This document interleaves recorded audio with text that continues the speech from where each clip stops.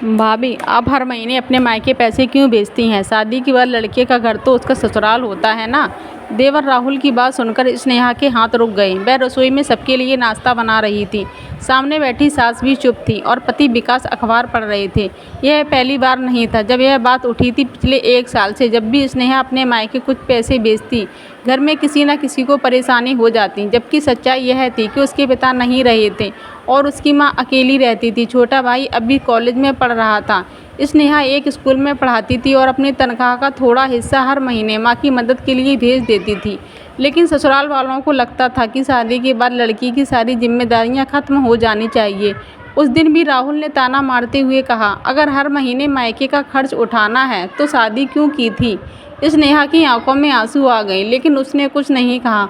उसे सबसे ज़्यादा दुख इस बात का था कि उसका पति विकास भी हमेशा चुप रहता था। दिन बीतते गए। स्नेहा ने कभी किसी से बहस नहीं की। वह सुबह स्कूल जाती, लौटकर घर का काम करती और फिर माँ का हाल चाल पूछने के लिए फ़ोन करती। उसकी माँ हमेशा यही कहती, बेटा अपना घर देख, हम संभाल लेंगे। लेकिन स्नेहा जानती थी कि माँ कितना संघर्ष कर रही है। एक शाम स्कूल से लौटते समय उसे पता चला कि उसकी माँ की तबीयत अचानक ख़राब हो गई है और उन्हें अस्पताल में भर्ती कराना पड़ा।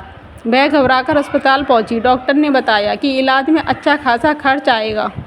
स्नेहा ने बिना देर किए अपनी जमा पूंजी निकाल ली। जब घर आकर उसने यह बात बताई तो राहुल फिर बोल पड़ा, देखा यही होता है, मायका कभी खत्म नहीं होता।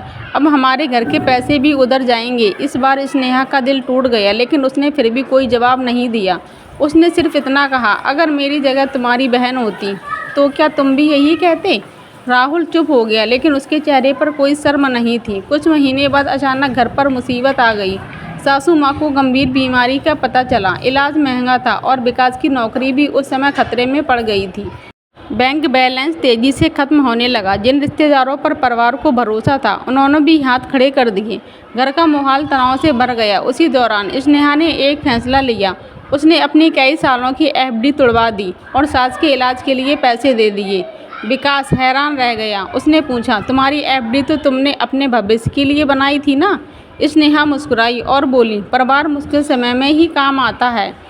सास की आंखें भर आईं। उन्हें पहली बार एहसास हुआ कि जिस बहू को वे हमेशा मायके वाली सोच का ताना देती थीं, वही आज सबसे पहले उनके साथ खड़ी थी। इलाज शुरू हो गया और धीरे धीरे सास की तबीयत सुधरने लगी। एक दिन अस्पताल के कमरे में बैठी सास ने स्नेहा का हाथ पकड़ लिया। उनकी आंखों में आंसू थे। उन्होंने कहा, बहू, मैंने हमेशा सोचा कि तू अपने मायके को ज़्यादा महत्व देती है, लेकिन आज समझ आया कि दिल बड़ा हो तो इंसान दोनों घरों को अपना मान सकता है।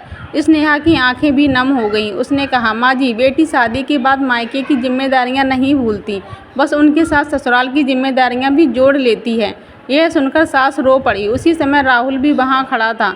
उसकी नज़रें झुक गईं। घर लौटने के बाद राहुल कई दिनों तक चुप रहा। एक शाम वह खुद स्नेहा के पास आया और बोला, भाभी, मुझे माफ़ कर दीजिए।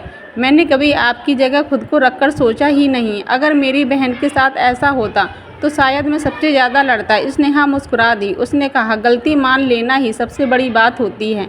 राहुल की आंखों में सम्मान साफ दिखाई दे रहा था। पहली बार उसने अपनी भाभी को सिर्फ घर की बहू नहीं, एक जिम्मेदारी बेटी के रूप में देखा। कुछ समय बाद स्नेहा के भाई की पढ़ाई पूरी हो गई और उसे अच्छी नौकरी मिल गई। उसकी माँ भी अब पहले से बेहतर थी। एक दिन पूरा परिवार एक साथ बैठा था। तभी सास ने सबके सामने कहा, आज मैं एक बात साफ कहना चाहती हूँ। बेटी शादी के बाद मायके से रिश्ता नहीं तोड़ती और जो बहू अपने मायके की जिम्मेदारी निभाना जानती है, वही ससुराल को भी दिल से संभाल सकती है। यह सुनकर सब लोग मुस्कुरा दिए। विकास ने गर्व से अपनी पत्नी की तरफ देखा। उसे एहसास हुआ कि उसने हमेशा स्नेहा को समझने में देर कर दी। उस दिन घर में कोई बड़ा उत्सव नहीं था, कोई विशेष अवसर भी नहीं था, लेकिन फिर भी माहौल खुशियों से भरा हुआ था, क्योंकि परिवार ने एक महत्वपूर्ण बात सीख ली थी, रिश्ते बांटने से नहीं, निभाने से मजबूत होते हैं। और एक बेटी चाहे शादीशुदा हो जाए, उसके दिल में अपने मायके और ससुराल दोनों के लिए जगह होती है। दोस्तों, अगर आपको यह कहानी पसंद आई हो तो कमेंट में ज़रूर लिखें और लाइक, शेयर और फॉलो करना ना भूलें।